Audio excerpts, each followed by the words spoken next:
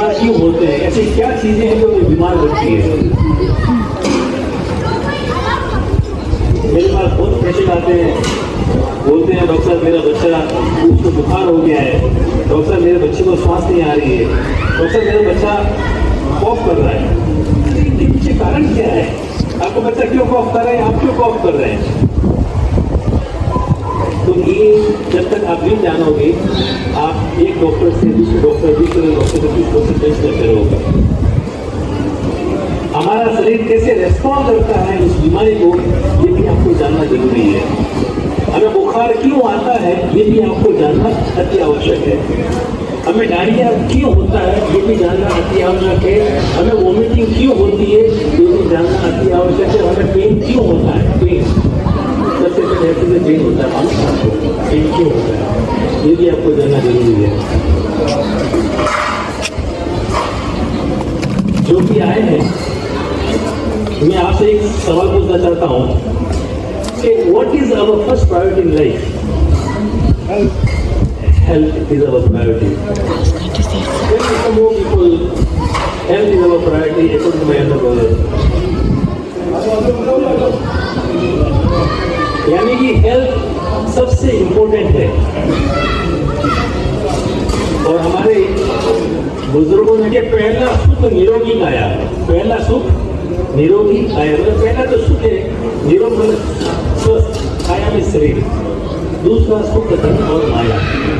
लेकिन आज के दिन में क्या हो गया कि पहला सुख धन और माया, दूसरा सुख काया, सब कुछ बदल चुका है।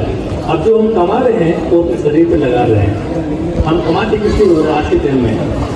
पहले हम इंश्योरेंस कराते हैं कि कल ये बीमार हो गया तो क्या होगा। हम ये नहीं सोचते हैं कि क्यों हम इंश्योरेंस लें। हम तो चाहते हैं हम हेल्थी रहे, मरते दम तक हेल्थी रहे। खुदा देते हैं कि मेरी आखिरी सांस तक हम हेल्थी रहे। तो ये हर आदमी बीमार है आज के दिन में।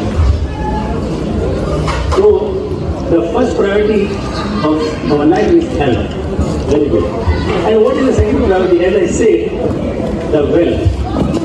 अगर आपके पास वेल्थ है और हेल्थ नहीं है तो सारा पैसा आपके हेल्थ में लग जाता है। अगर आपको अच्छी हेल्थ है तो आप इसी हेल्थ से बहुत वेल्थ बना सकते हैं। आप एक बीमार बच्चे को देखेंगे और एक हंसते खेलते हुए बच्चे को देखेंगे, आप क्या चाहते हैं? आपकी ज़िंदगी कैसी होनी चाहिए? ऐसी होनी चाहिए या ऐसी होनी चाहिए? ऑब्वियसली आपका दिमाग आपका जाएगा कि हमें हेल्थी रहना है, ठीक है।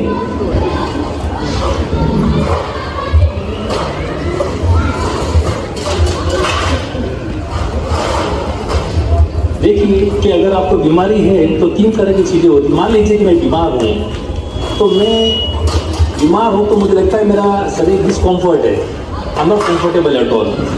जब मैं बाहर जाता हूँ तो कोई मेरे दोस्त मिलते हैं, अरे यार doctor Sunil you are looking sick. तो एक तो मैंने अपने आप को फील किया कि मैं बीमार हूँ, दूसरे किसी और ने मुझे बोला कि मैं बीमार हूँ।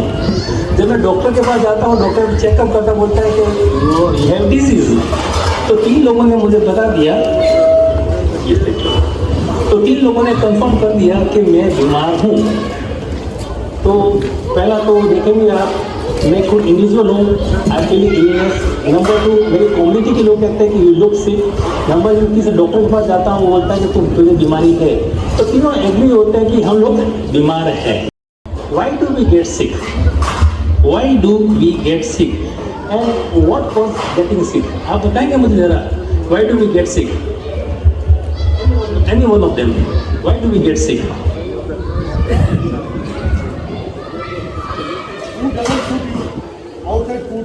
Outside food. What else? What else? Food is one of the cause of the sickness. Weather is one second. Sorry? Bad nutrition. Bad nutrition. That is food also. What else? What else? What makes you stress? Stress? Sorry? No exercise. No exercise. Okay. So look at what we are talking about. We look at the food. If food is going to give you sickness, अगर खाना आपको बीमार करता है तो खाते क्यों वहाँ पे आप तब भी खाना खाया, यानी बीमार खाया आपने। वो हेल्थी फूड है। अभी घर जाओगे अभी गैस निकलेगी आपकी। Actually, somehow you're right, but we are surrounded by the microorganism. हमारे चारों ओर सब माइक्रोऑर्गेनिज्म भरे पड़े हैं, चाहे बैक्टीरिया हो, चाहे फंगस हो, चाहे वायरस हो, चाहे पैरासाइट हो, सब चारों ओर हैं। हम घिरे हुए हैं। जैसे कि हमें जीने का अधिकार है, उनको भी जीने का अधिकार है, ठीक है। जैसे बैक्टीरिया है, दूसरा वायरस है, तीसरा प्रोटिस्ट जिसमें मॉस्किटो आता है, अमीबा आता है, एंड सो ऑन, फंगस है और पैरासाइट्स है। Actually these are the main cause of the infection, okay, these are the main cause of infection. इनकी वजह से हमें बीमारी होती है, इनकी वजह से हमें बीमारी होती है। उसमें क्या आता है? बैक्टीरिया आ गया, वायरस आ गया, मच्छर काटते हैं वो आ गया, अमीबा आ गया, और क्या आ गया आपका? फंगस आ गया और पैरासाइट्स आ गए। जब ये हमारे शरीर में जाते हैं, सुनना मेरी बात, जब ये हमारे शरीर में जाते हैं तो हमें कुछ प्रॉब्लम करते हैं। जब जाएंगे नहीं तो प्रॉब्लम नहीं करेंगे ना। लेकिन अभी जाते कैसे वो भी हम देखेंगे, ठीक है। तो main, as I said, we are surrounded by the micro organisms. अभी भी चारों ओर घिरे हुए हैं। वो जीना चाहते हैं, वो हमारे शरीर में जाते हैं, वो हमें खाते हैं और हम उनको खाते हैं। हम भी जीना चाहते हैं, वो भी जीना चाहते हैं। खुदा ने सबको ऐसे ही बनाया, we are depend on each other. लेकिन जब वो ज़्यादा होते हैं तो हमें नुकसान करते हैं।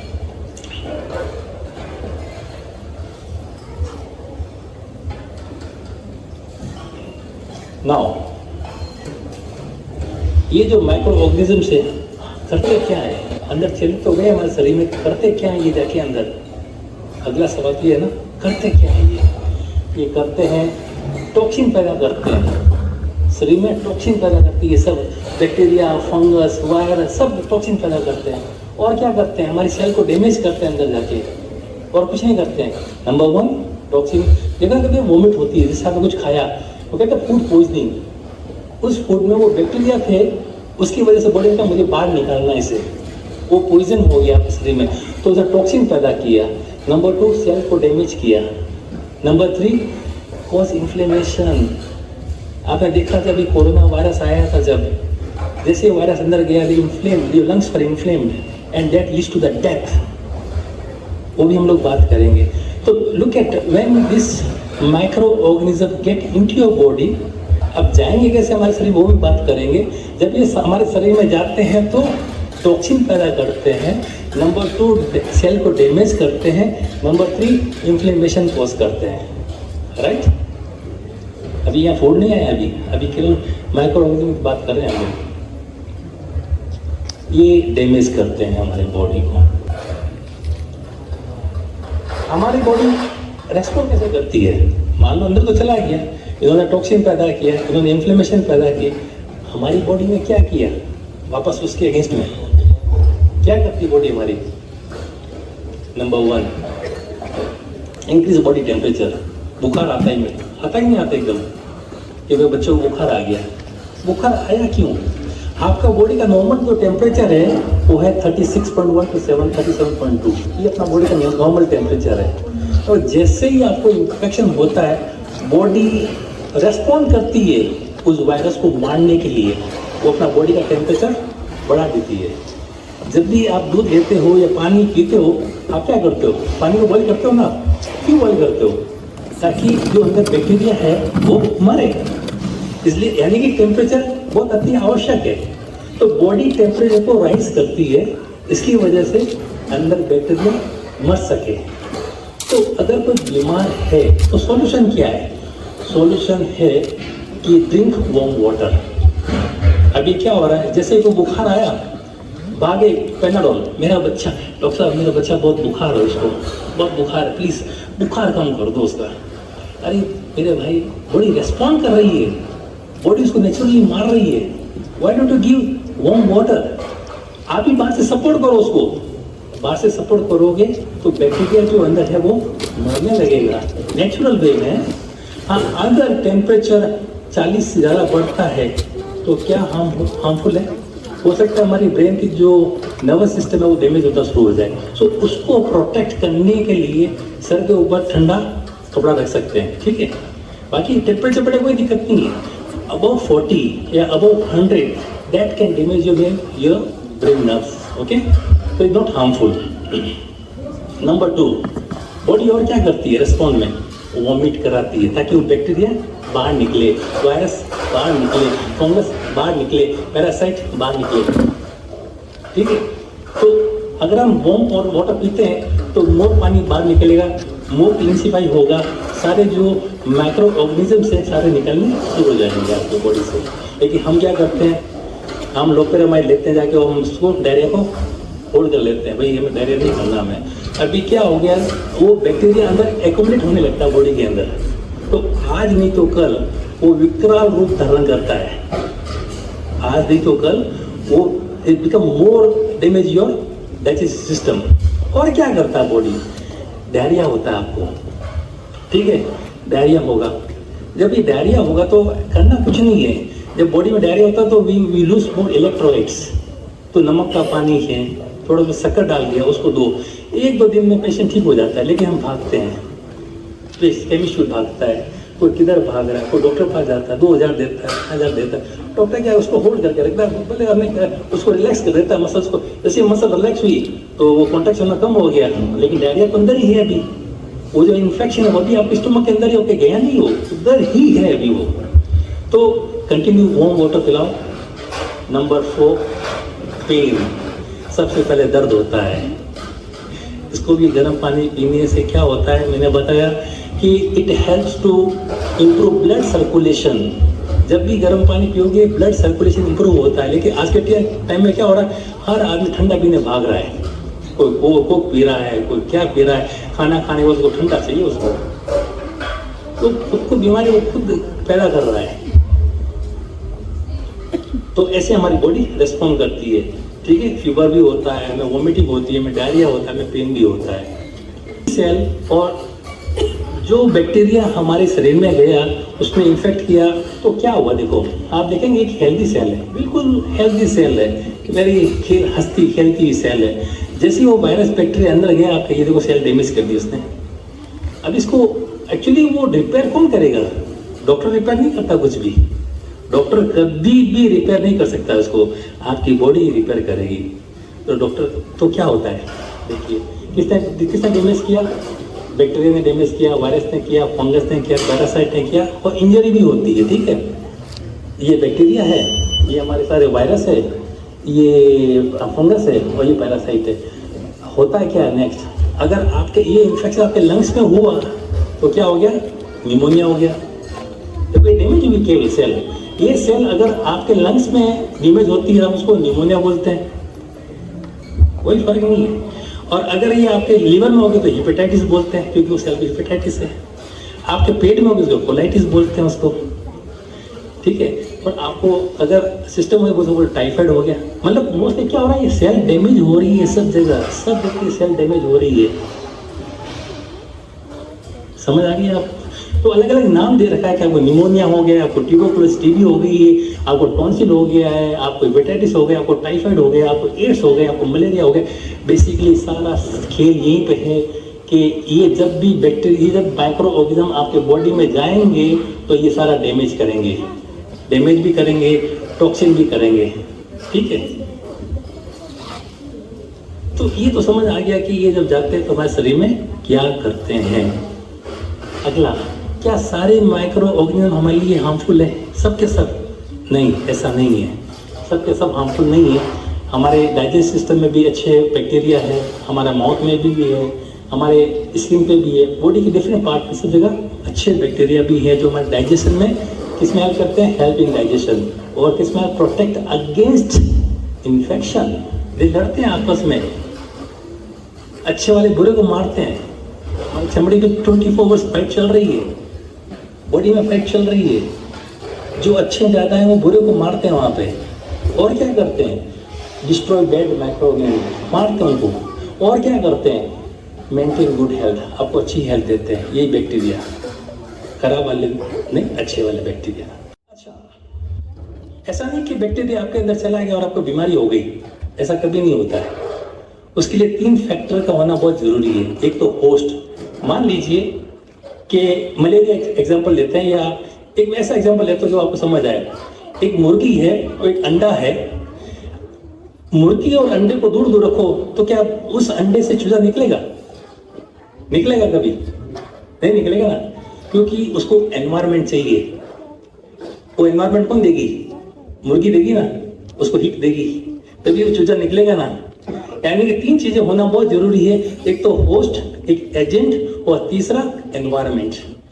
अगर आपके पास होस्ट है, एजेंट है, वो एनवायरनमेंट नहीं है, तो वो कभी भी ग्रो नहीं करेगा। मैं एग्जांपल देता हूँ दूसरा। आप सबके अंदर टीबी के बैक्टीरिया है। किसके बैक्टीरिया है? टीबी के बैक्टीरिया। मेरे अंदर भी है टीबी में, लेकिन उनको भी एनवायरनमेंट नहीं मिला है। जैसे ही आपका इम्यून सिस्टम लो होगा वो बाहर आएंगे, हमने उनको एनवायरनमेंट दे दिया अभी। तो environment is very very important. जब हम खाना खाते हैं ना, तो शुगर का शुगर, इन बैक्टीरियाओं का खाना शुगर है। हम सोडा पीते हैं, हम सब मीठी मीठी चीजें खा रहे हैं ना, उनका खाना है शुगर। इसलिए देखो मुंह सड़ते हैं, लोगों के मुंह बदबू मारते हैं, क्योंकि आपने खाया लेकिन कभी साफ नहीं किया मुंह को। अपने मुंह में खाना, वो बैक्टीरिया है, आपने उसको खाना दे दिया, वो मल्टीप्लाई करते हैं, तो फिर वो टॉक्सिन पैदा करते हैं बॉडी के अंदर। I hope so we are together here. Now these are the, when you talk about the host, host में एज फैक्टर भी आता है, मतलब इंसान है, उसका उम्र क्या है, उसका सेक्स जेंडर क्या है, जेनेटिक है, उसका प्रोफेशन क्या है। हमारे कस्टम भी डिपेंड करते हैं कि मुस्लिम का कस्टम्स अलग होते हैं, हिंदुओं के कस्टम्स अलग होते हैं, हैबिट्स भी निर्भर करता है, उनका बिहेवियर पर निर्भर करता है। फिर एजेंट में भी बायोलॉजिकल है, न्यूट्रिशनल है, फिजिकल है, केमिकल है, मैकेनिकल है। एनवायरनमेंट में फिजिकल है, बायोलॉजिकल है, सोशल। तो बेसिकली इन 3 चीजों, जब तक 3 चीजें नहीं होगी ना, तब तक कोई इन्फेक्शन नहीं होगा आपको। क्योंकि मैंने जैसा बोला मैंने कि अभी चारों ओर आपके माइक्रो ऑर्गेनिजम्स है, लेकिन आपने एनवायरनमेंट नहीं दिया है, इसलिए वो आपको इन्फेक्ट नहीं कर सकते। They can not lead to disease but they are dead. तो एज सुन रात को सोते समय या फ्लू हो गया मुझे, आपने एनवायरनमेंट दे दिया रात को उसको,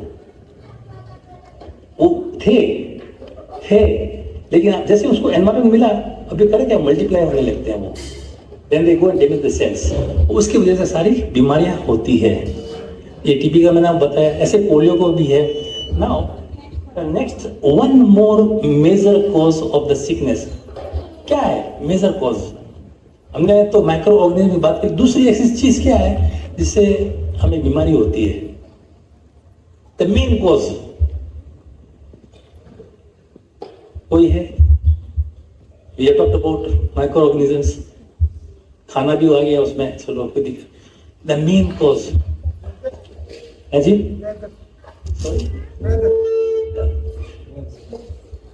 द मेन कॉज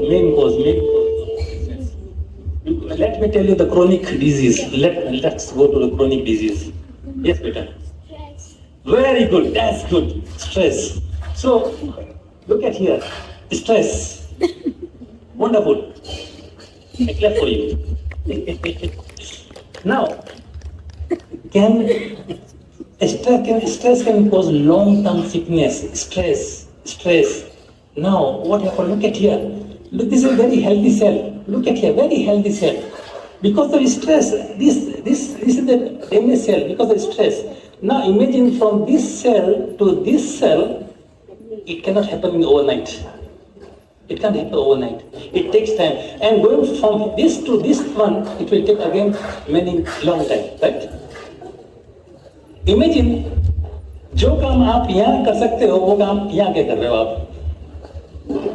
जो काम यहाँ क्या कर रहे हो, वो आप क्या कर रहे हो? सेल को डैमेज करके कर रहे हो। एग्जाम्पल देता हूँ मैं आपको। देखो, आपने स्ट्रेस क्या है? काम का है, कल क्या होगा, कल क्या नहीं होगा, ऐसे बैठे हुए हैं, बातें कर रहे हैं, अभी क्या होगा। आपने अब उस सेल को क्या लेके आ गए? स्ट्रेस लेवल पे लेके आ गए, उसको डैमेज करके। क्या हफ्ते में, अरे यार मेरा भी काम बहुत कम चल रहा है यार, देखेंगे कल जाएगी, मैं मेहनत तो बहुत करता हूँ, देखेंगे क्या होता है। अभी मैं स्ट्रेस में नहीं हूँ, मैंने सेल को डैमेज नहीं किया है। मैं अपने हाई लेवल पे बात कर रहा हूँ, मैं ताकि मैं इस लेवल पे बात कर रहा हूँ। अभी मैं इस लेवल पे बात कर रहा हूँ, इस लेवल पे बात नहीं कर रहा हूँ मैं। अभी क्या होगा, हर आदमी यहाँ से यहाँ जाता है पर अपने आप को समझता है अभी क्या होगा क्या होगा। अब बहुत कुछ हो चुका है, बहुत तूने बाहर तो बाद में होगा, तो अंदर बहुत कुछ हो चुका है। तो स्ट्रेस, किस चीज़ का स्ट्रेस है? आदमी सो नहीं पाता है, आदमी की हेल्थ खराब है, आदमी के बिल की चिंता है, पेमेंट की चिंता है, उसको डर लगता है, फियर, उसको सेविंग्स नहीं उसके पास में, ये सब एंजाइटी है, ये सारा लॉन्ग टर्म सिकनेस है। वो कहाँ से रही? देखो पहली जो सिकनेस थी ना वो बाहर से आई थी। पहली सिकनेस माइक्रो ऑर्गेनिज्म कहाँ से आए थे? बाहर से आए थे। बैक्टीरिया कहाँ से आया? बाहर से आया। वायरस कहाँ से आया? बाहर से आया। पैरासाइट कहाँ से आया? बाहर से आया। सब बाहर से आए ना। अब ये कहाँ से आया? अंदर से आया। ये बाहर से नहीं आया। इसलिए बाहर से आने वाले को ट्रीटमेंट बाहर से होना चाहिए। जब भी आपको मान लीजिए कोई टीबी होगी तो ट्रीटमेंट अंदर तो होगा नहीं, बाहर से होता है ट्रीटमेंट। आपको निमोनिया हो गया तो ट्रीटमेंट अंदर से तो होगा नहीं, बाहर से होगा ना वो ट्रीटमेंट। तो जो चीज़ बाहर से आई है उसको ट्रीटमेंट बाहर से ही होगा, जो चीज़ अंदर से आई है उसका ट्रीटमेंट अंदर से ही होगा, कोई ऑप्शन नहीं है। अभी क्या है ये? Chronic stress is linked to the chronic other conditions called like what? Hypertension. आज तक कोई ट्रीटमेंट है इसका doctor? Is there any treatment? Only supportive treatment. Nothing. There is no treatment. वो मरता है इसके साथ में, क्योंकि वो अंदर से आया है, अंदर से ठीक नहीं कर रहे हैं हम बाहर से बोल डॉक्टर साहब यार मेरा प्रेशर कम कर दो यार, प्लीज मेरा प्रेशर कम कर दो। अरे ये प्रेशर आपको मारता नहीं है एक्चुअली। प्रेशर तो खुदा ने ऐसी चीज बनाई है, अगर प्रेशर नहीं होगा तो आपके सिस्टम, मेरे घुटनों में अगर मुझे यहाँ पे न्यूट्रिशन चाहिए या ऑक्सीजन चाहिए तो बॉडी को प्रेशर देना ही पड़ेगा। जब तक ब्लड यहाँ नहीं पहुंचेगा तब तक उसको न्यूट्रिशन नहीं मिलेगा। तो heart has to pump more blood, ठीक है। तो प्रेशर मारता नहीं, प्रेशर कम मार, जब जैसे प्रेशर कम होगा ना आदमी वही मर जाएगा। ऊपर जाने वाला प्रेशर कभी नहीं मरता। तो फिर कहते हैं डैमेज क्यों करता है? उसका कारण है वो भी बताऊंगा मैं आपको कि हाई प्रेशर होने से क्या नुकसान है और लो प्रेशर होने से क्या नुकसान है। अभी बताऊँ बाद में बताऊँ? Next arthritis, next diabetes, next obesity, next heart disease, next Alzheimer, next Parkinson. ये सारी क्रोनिक डिजीज है जो कैसे पैदा हुई? अंदर से पैदा हुई, बाहर से कोई ट्रीटमेंट नहीं है। बाहर से कोई ट्रीटमेंट नहीं है, इसको आपको अंदर से ट्रीट करना पड़ेगा। नेक्स्ट पोल्यूशन, पोल्यूशन से भी हमारी सारी सेल्स डैमेज हो रही है, कंटिन्यू डैमेज हो रही है। और क्या है? देखिए जैसे मैंने बोला कि ये जो माइक्रो ऑर्गेनिज्म से बाहर से अंदर जाते कहाँ से? देखो नंबर 1 आप सांस लेते हो, सांस अंदर जाते हैं। So when inhalation of bacteria, virus, fungus, parasite by nose, इससे हमारे शरीर में जा रहे हैं। और कैसे जाते हैं? अगेन इसमें कंडीशन अप्लाई होती है, वो मैंने जो बताया ना कंडीशन वो लगती इसमें 3 का होना बहुत जरूरी है। कंडीशन, फेवर, एनवायरनमेंट होना बहुत जरूरी है। नंबर 2 और कहाँ से जाएगा? मुंह से जाएगा बैक्टीरिया, ठीक है ना। अब मुझे एक चीज़ बताओ, आपने खाना खाया, सबने खाया, कितने लोगों ने प्रॉपर गार्गल किया? कितने लोगों ने किया गार्गल प्रॉपरली? किसी ने हार्डली 1 और 2 ने किया होगा, और वो भी थोड़ा करके छोड़ दिया। एक्चुअली गार्गल यहाँ तक होना चाहिए ताकि आपके अंदर जो भी आपने पार्टिकल रहे ना, ताकि उन बैक्टीरिया को खाना न मिले। जैसे ही उनको खाना मिलेगा वो मल्टीप्लाई करेंगे। कल से बोलोगे यार मेरे दुख में लग गया यार, क्योंकि आपने क्लीन नहीं किया properly. Okay, so again same condition apply होती है कि एनवायरनमेंट का होना अति आवश्यक है। अगर एनवायरनमेंट नहीं मिलेगा तो बीमारी नहीं होगी। तीसरा क्या है? ईयर इन्फेक्शन, कान के अंदर भी जाते हैं। मैंने बोला सब बाहर से अंदर जा रहे हैं। अगर इसमें भी वही कंडीशन अप्लाई होती है। नंबर 4 आँख, ये भी बाहर से अंदर जा रहे हैं, इसमें भी वही कंडीशन अप्लाई होती है। नेक्स्ट इज स्किन, डैमेज करती है स्किन, इसमें भी वही कंडीशन अप्लाई होती है। तो करना क्या है? नाक को सवेरे उठें, कैसे क्लीन करना है? ये सांस को बाहर फेंकना है। जितना बाहर फेंकेंगे तो अंदर से जो है ना गंदगी वो बाहर, बैक्टीरिया, वायरस से सारा बाहर निकलेगा। अभी क्या हो गया, मैं देखता हूँ लोग सवेरे उठते पहले पानी पीते हैं, आपके मुंह में जो बैक्टीरिया है उसके अंदर पेट में जाता है। और जब भी कोई अंदर भरते उसको और अंदर डाल रहे हैं। मैं तो कहता सर उनके बाहर फेंको, तो मैं बताऊंगा कैसे क्या करना बाद में, ठीक है। और जैसे कि सप्ताह में एक बार कभी कर सकते हो तो ऐसा करो, ताकि आपका नोस्ट्रिल नाक क्लीन रहे। इससे आपका जो साइनस है वो ठीक हो जाता है और आँखों की बीमारी ठीक हो जाती है, बहुत सी बीमारी ठीक हो जाती है इससे।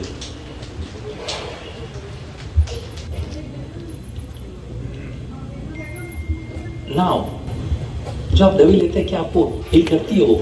दस मेडिसिन हील यू? अगला क्वेश्चन है, आपने दवाई खाई है क्या आपको हील करती है?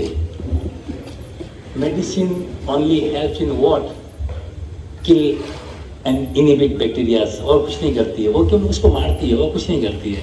लेकिन जो डैमेज हो वो कौन करेगा भाई? उसने डैमेज किया, उसे टॉक्सिन पैदा किया, वो क्या हो, वो तो बॉडी को खुद को हील करना पड़ेगा। तो ये तो केवल कुछ नहीं करती, stop inhibiting multiplying the micro organisms, nothing, और कुछ नहीं करते दवाई। आप देखेंगे एक सर्जन होता है, एक सर्जन है, आपके की कट गई है तो वो क्या करता है सर्जन? केवल उस दो स्किन को साथ में आके जोड़ देता है और छोड़ देता है। बाकी हीलिंग तो वहाँ को जो मैकेनिज्म है वही करता है, और वो मैकेनिज्म जब काम करेगा जब आपका न्यूट्रिशन अच्छा होगा। तो एक दिन हम न्यूट्रिशन पे बात करें। आज का हमारा टॉपिक है केवल सिकनेस टू हेल्थ, हाइजीनिक। तो we can use the mask. Next is hygiene can reduce the sickness. Hygiene है, I use the word hygiene can reduce the sickness और क्विक रिकवरी। करना क्या है? नाक को सवेरे उठ के ना नाक को साफ करना है, और क्या करना है? गार्गल करना है। अरे मैं रात को 10 बार भी उठता हूँ, मैं रात को अगर 5 बार भी उठ रहा हूँ ना, मैं जाके गार्गल करता हूँ। मैं पिछले 1.5 साल से ये रिसर्च कर रहा हूँ मैं कि अगर मैं कंटिन्यू मैं उसको मेंटेन रखूँ क्लीननेस, क्या बीमार होता हूँ? ट्रस्ट मी, 1.5 साल कभी बीमार नहीं हुआ मैं। ऐसे कान का साफ करें, आँखों को धोएं और शावर लें। शावर लेने से आपके सारी चीज़ें क्लीन। जब शावर लेते ऐसे नहीं मैं शावर ले रहा हूँ, एक एक चीज़ को क्लीन करें, अपने आँखों को क्लीन करें, गार्गल करें, आप पूरी बॉडी को प्रॉपर क्लीन करें आप। Very very important. ये तो हमारा टॉपिक खत्म हो रहा है, लेकिन मेरे पास और भी टॉपिक है, कभी मुझे इजाज़त मिलेगी तो करेंगे। नेक्स्ट टॉपिक होगा अपना कभी एनर्जी कैन हील अस। हमारे जो 8 सेंस है कैसे काम करते हैं, 7 चक्रास क्या होते हैं, 5 एलिमेंट्स क्या होते हैं, मेडिटेशन क्या है, एक्यूप्रेशर क्या है, स्पिरिचुअल बॉडी क्या है, बॉडी मसाज, एक अलग टॉपिक्स है मेरे पास में। कभी इजाज़त मिली चेयरमैन साहब से, वो कमेटी से, तो हम आपके साथ ज्ञान शेयर करेंगे। Thank you. अगर कोई क्वेश्चन है तो पूछ सकते हैं आप। Any question? ब्लड प्रेशर का रहेगा। हाँ, blood pressure. So what is conclude? So what are the important things one should do to prevent this disease? Right. I said last this slide was there. I say maintain the hygienic cleanness. जहाँ से आपके bacteria नाक से अंदर जाते हैं उसको clean रखो, कान क्लीन रखो, आंखें क्लीन रखो, मुंह क्लीन रखो, आपकी बॉडी की स्किन क्लीन रखो। जब वो अंदर ही कम जाएंगे तो chances are very less to get sickness. Very simple. तो जितने अंदर आपने मॉब लिंचिंग सुना? मॉब लिंचिंग, एक आदमी होता है, मारने वाले 10 होते हैं, तो एक आदमी को मरना ही मरना है। तो आप जितना हाइजीनिक रहेंगे उतनी आपकी सिकनेस कम होगी। मैं आपको एग्जाम्पल देता हूँ, अपने बच्चे किसी दिन में 10 बार उसको ना गीला पानी करके 10 बार उसको सफाई करो सर, तो कोई बच्चा बीमार ही नहीं होगा, because you maintain the hygienic. Regarding warm water. Warm water is very good. Warm water improve the blood circulation in your body. इसलिए गर्म पानी से में लोग देखा ठंडे पानी से नहाते नहीं, थोड़ा गुनगुना पानी से नहाना चाहिए हमेशा, और वार्म पानी पीना चाहिए, ठंडा कभी नहीं पीना चाहिए। नाउ ब्लड प्रेशर की एक्चुअली क्या होता है कि जब बच्चा देखते हैं जवान होता है, हमारे जो आर्टरीज होते हैं जिससे ब्लड फ्लो करता है वो बड़ी फ्लेक्सिबल होती है। आप एक एग्जांपल देता हूँ, एक पाइप लीजिए, वो पाइप जब नया होता है बड़ा फ्लेक्सिबल होता है, पर विद टाइम उसको रख दीजिए कहीं वो हार्ड हो जाता है पाइप, राइट। तो क्या होता है कि विद टाइम हमारी जो आर्टरीज हुई ना with time become like stiff, hard हो जाती है। तो मान लीजिए कि आपने पंप के साथ में पुराना पाइप लगा रखा है और आपने उसको ज़्यादा प्रेशर दिया, वो पाइप फट जाएगा, पाइप, बिकॉज वो ओल्ड है। और नया पाइप होगा तो हो सकता है थोड़ा फूल जाए, फिर वापस नॉर्मल हो जाएगा। तो क्या होता है, जब हाइपरटेंशन होता है तो जो आर्टरी होती है उसमें प्रेशर पड़ता है, क्योंकि बॉडी की डिमांड है, कहीं पे बॉडी की डिमांड है, तो हार्ट बीट बढ़ना शुरू होता है। तो अगर वो डॉक्टर कहता है मान लीजिए कि ज़्यादा प्रेशर हो गया, कभी वो रैप्चर हो गई आर्टरी, तो आपको इंटरनल ब्लीडिंग हो सकती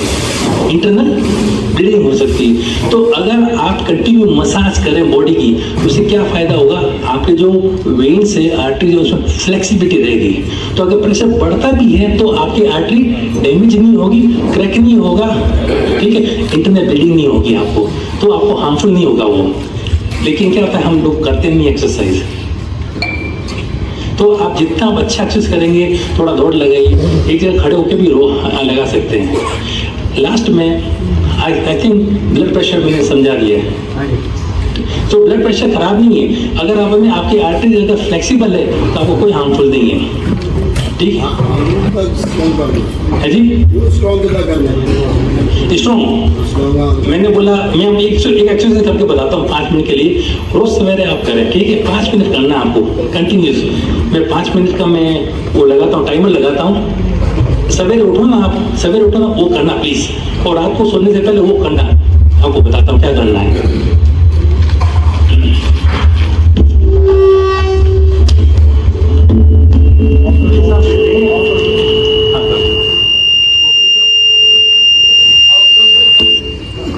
आप अपने बिस्तर में सो रहे हैं, ठीक, ये आपका बेड है, आप सो रहे हैं, राइट।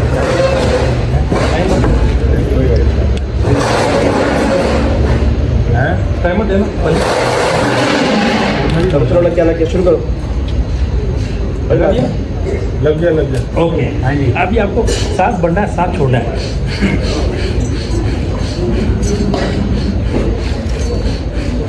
मेरी आंखें भी खुल रही है, बंद हो रही है, ठीक है।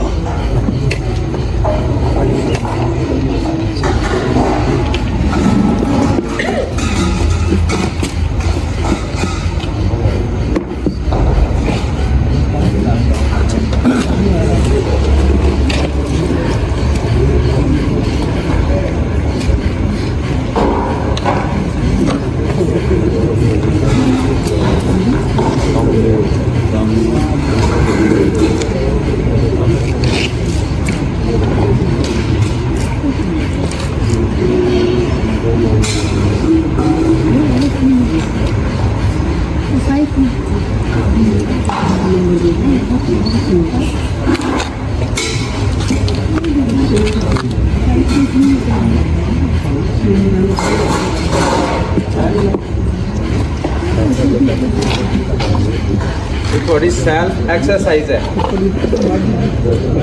कि जान की जरूरत है, बैठ के लेट तो तुम कर सकते हो।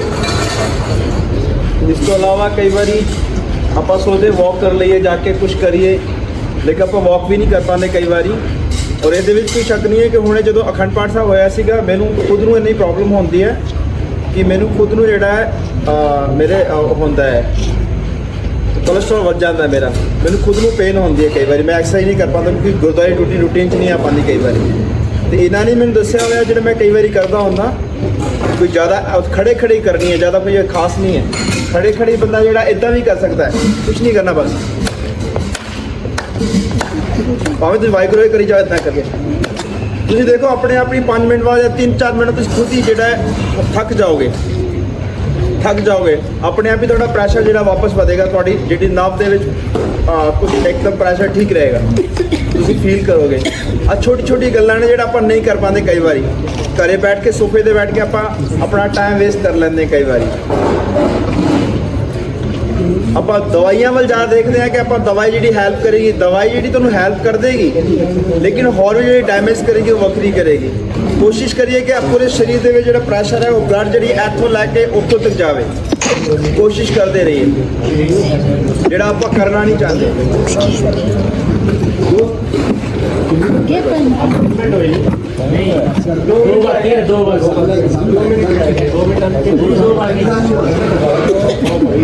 हाँ,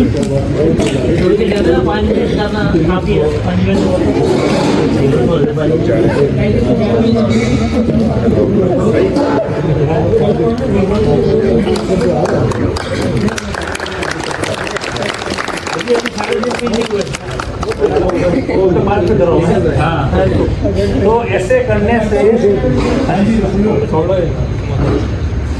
ऐसा एक्चुअली मैं 5 मिनट करता हूँ, मतलब 5 मिनट कुछ नहीं मिल रही है। हेलो, ऐसा करने से शरीर का ब्लड सर्कुलेशन इंप्रूव होता है। आप धीरे धीरे करो, मैं तो प्रैक्टिस करता हूँ कितने सालों से, आप आराम से करो, 5 मिनट करो। 5 मिनट से छोटी चीज़ नहीं है, 5 मिनट बहुत बड़ा है। आपको लग रहा है ये 5 मिनट से नहीं, ऐसा नहीं, 5 मिनट करना और सांस छोड़ना है, ऐसे सांस बढ़ना है, ऐसा सांस छोड़ना है, पूरा सांस बढ़ना है, पूरा सांस छोड़ना है। आपके अंदर में फ्लेक्सिबिलिटी आएगी, आप सवेरे उठेंगे ना, ऐसा पावर होगा आपके शरीर में, पूरा दिन एनर्जेटिक होगा आपका, पूरा दिन। सोते हुए करना है, ऐसा नहीं मैं दौड़ा रहा हूँ आपको कहीं ऐसा करना है, केवल यही आप जब बिस्तर है ना, उसी बिस्तर में धीरे धीरे करें, प्रैक्टिस करें, प्रैक्टिस करें, प्रैक्टिस करें। 5 मिनट हो जाएगा, आप लगेगा बाकी मुझे एनर्जी मिली, एनर्जी आपके अंदर ही है, मैंने उसको जगाया है केवल, वो कुछ नहीं किया। मैंने ये नहीं कि आप भागो, सोते सोते करो, सोते सोते करो। 5 मिनट करके, पहले 2 मिनट करो, 3 मिनट करो, 4 मिनट करो, 5 मिनट करो। रोज आपका बिस्तर है, जब सोने उठते हो ना सवेरे, उठते ही पहले तो क्लीन करो, क्लीन करो, क्लीन करो, उठते ही बिस्तर से आके आपको वॉशरूम आया, वॉशरूम जाके वापस आओ बिस्तर से, फिर बात रखो, बात रखो, फिर सो जाओ और ये करो 5 मिनट। ट्रस्ट मी, आप वापस जवानी में आ जाए ना, मैं बैठा हूँ मैं। Thank you.